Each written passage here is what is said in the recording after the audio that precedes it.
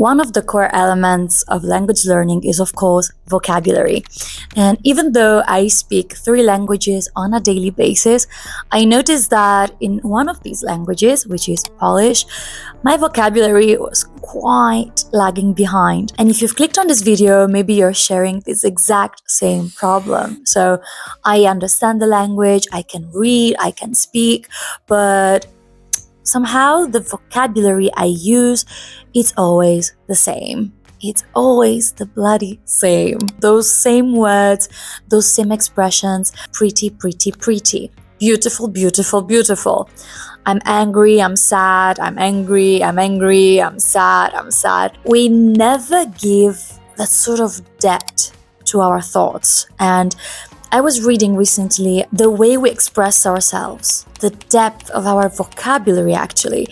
It represents the depth of our thoughts. And here I'm paraphrasing a little bit. I don't remember the exact wording there, so this is not verbatim. The more detailed and the more accurate our explanations, also conversations, and how we express ourselves, the more we do understand what's surrounding us, what we're saying, what we're thinking, which to me it's quite absurd. Seeing myself having a thought and not being able to convey that same exact thought aloud and saying that, explaining that to another person, it's quite daunting to me, and I can't be myself with the person in front of me, or even worse, sometimes I can't even understand myself. And so I thought I would embark on this personal journey of trying to improve my vocabulary, not only in the language I speak on a daily basis the most, which is of course Italian. Non cercate peperoni sul menù, and it's my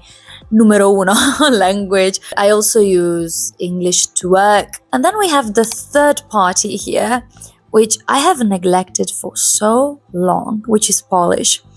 And Polish has always served me as a language of basic communication with my family.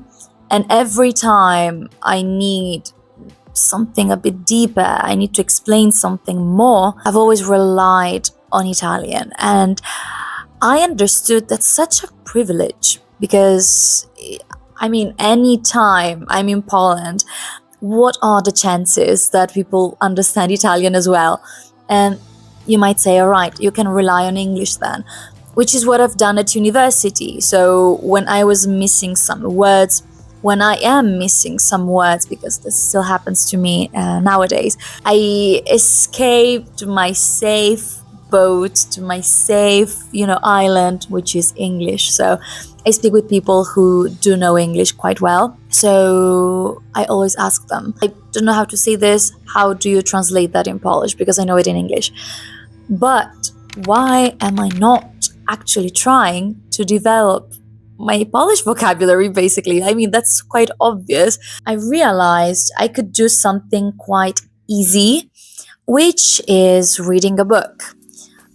I'm calling it easy, but I think that now we are in this era where it's becoming more and more difficult to actually sit down and flick through an entire book. But yeah, I decided to read something interesting, something that would be beneficial to me, and something that I wanted to do anyway, despite the language. So I decided to go for Deep Work, which is by Cal Newport. You probably know this book.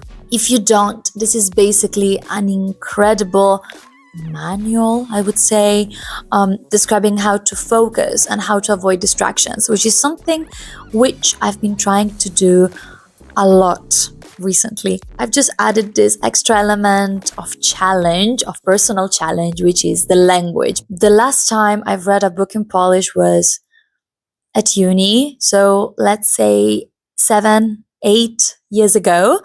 So it's been a while, and so far, let me tell you something. So far, as you can see, I don't know if you can see this, but I have not underlined much. I'm trying to underline those expressions which I am curious about, I've never heard of, or maybe I have some doubts about again, I am so satisfied because then I said, you can read a book in this language. And in the past 2 or 3 years, I've been so negative. I've done so much negative self-talk about my language skills when it comes to Polish. And while I'm reading it, I'm like, I understand. There are, of course, like expressions I don't know, some vocabulary is totally obscure to me.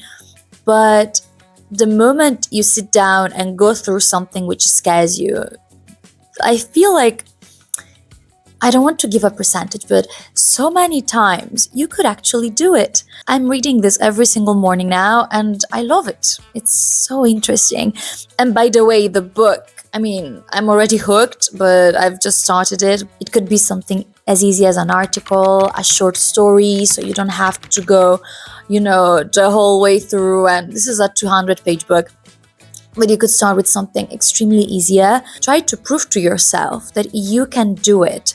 Because the moment you start small and you notice that you can actually achieve that, then you can go the extra mile and you can say, okay, I could read something longer. I could watch maybe not just a video, but a film, or maybe an episode of a TV show. That's how you build momentum in a language.